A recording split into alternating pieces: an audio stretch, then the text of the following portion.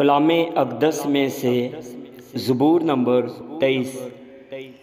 खुदावंद मेरा चौपान है, मुझे कमी ना होगी।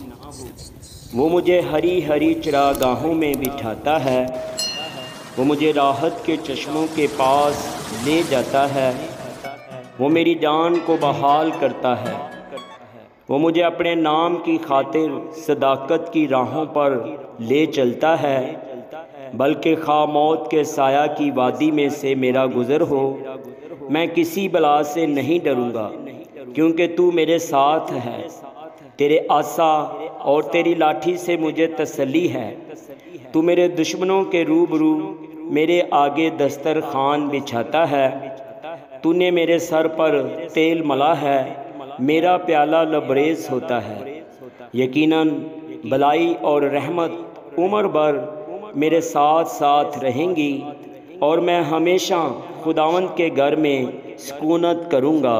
आमीन।